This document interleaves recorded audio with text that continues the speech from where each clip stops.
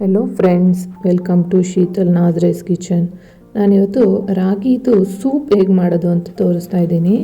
ಇದು ನಿಜವಾಗ್ಲೂ ಮಕ್ಕಳು ಸಹ ಕುಡಿತಾರೆ, ತುಂಬ ಟೇಸ್ಟಿಯಾಗಿರುತ್ತೆ.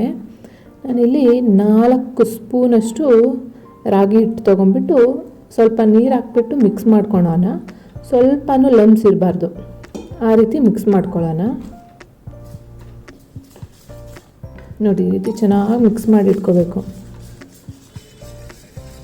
ನೋಡಿ, ಈ ರೀತಿ ತೆಳ್ಳಗಾಗಿದೆ.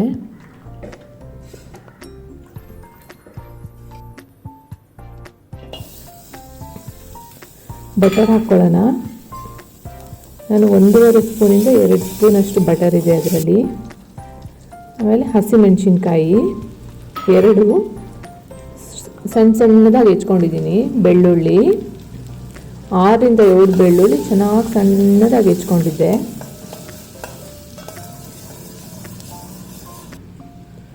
ಒಂದು ಈರುಳ್ಳಿ, ಅದನ್ನು ಸಣ್ಣದಾಗಿ ಹೆಚ್ಕೊಂಡಿದ್ದೀನಿ.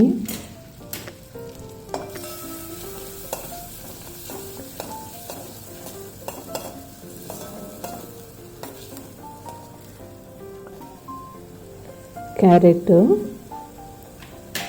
ಸಣ್ಣದಾಗಿ ಹೆಚ್ಕೋಬೇಕು ಎಲ್ಲದನ್ನು. ಆಮೇಲೆ ಕ್ಯಾಬೇಜು, ಬೀನ್ಸ್, ಪಾಲಕ್ ಸೊಪ್ಪು, ಅದನ್ನು ಸಣ್ಣದಾಗಿ ಹೆಚ್ಕೊಂಡಿದ್ದೀನಿ.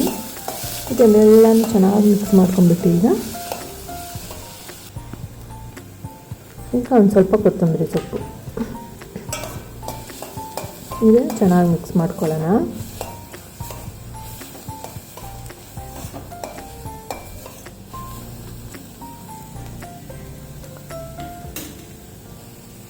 ಸಿಮ್ನಲ್ಲೇ ಬೇಯಿಸ್ಬೇಕಿದು.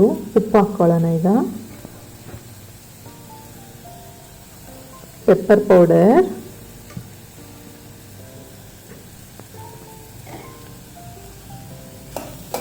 ಇದನ್ನು ಚೆನ್ನಾಗಿ ಮಿಕ್ಸ್ ಮಾಡ್ಕೊಳ್ಳೋಣ. ಸಿಮ್ನಲ್ಲೇ ಮಾಡ್ತಾ ಇರೋದು ನಾನಿದು.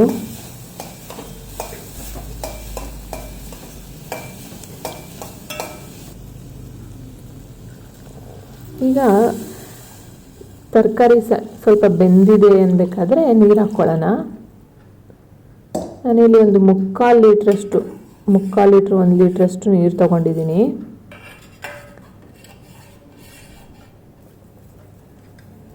ನೋಡಿ, ಅದು ನೀರೀಗ ಕುದಿ ಬರಬೇಕಾದ್ರೆ ಈ ರಾಗಿ ಹಿಟ್ಟನ್ನು ಮಿಕ್ಸ್ ಮಾಡಿ ಇಟ್ಕೊಂಡಿದ್ವಲ್ಲ, ಅದನ್ನು ಈಗ ಇದಕ್ಕೆ ಹಾಕ್ಕೊಳ್ಳೋಣ. ಒಂದು ಸತಿ ಮಿಕ್ಸ್ ಮಾಡ್ಕೊಳ್ಳಿ, ಮತ್ತೆ ರಾಗಿ ಹಿಟ್ಟು ಹಂಗೆ ಹಾಕಬೇಡಿ. ಈ ರೀತಿ ಮೆತ್ತಗೆ ಹಾಕ್ಕೋಬೇಕು. ಸ್ವಲ್ಪನೇ ರೀತಿ ಮಿಕ್ಸ್ ಮಾಡ್ಕೊತ ಬರೋಣ. ನಿಮಗೇನಾದರೂ ಸೂಪು ತಿಕ್ಕಾಗಿದೆ ಅನಿಸಿದ್ರೆ ಮತ್ತೆ ಇನ್ನೊಂದು ಸ್ವಲ್ಪ ನೀರು ಹಾಕ್ಕೊಳ್ಳಿ.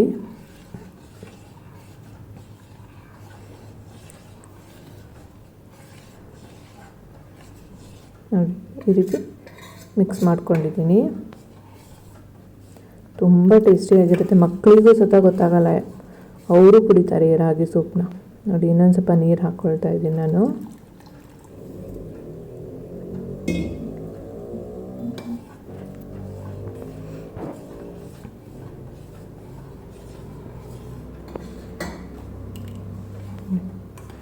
ಚೆನ್ನಾಗಿ ಬೇಯಬೇಕು ರಾಗಿ.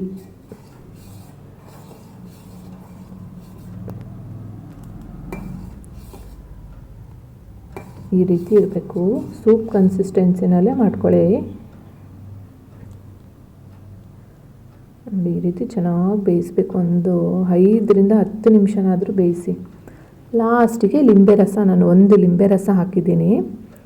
ಇದು 6ರಿಂದ 7 ಜನ ಕುಡಿಬೋದು ಈ ಸೂಪ್.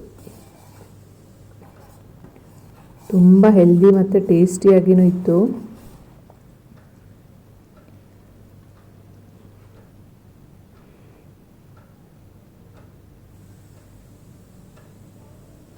ನೋಡಿ, ಹೆಲ್ದಿ ಸೂಪ್ ಯಾವ ರೀತಿ ಇದೆ.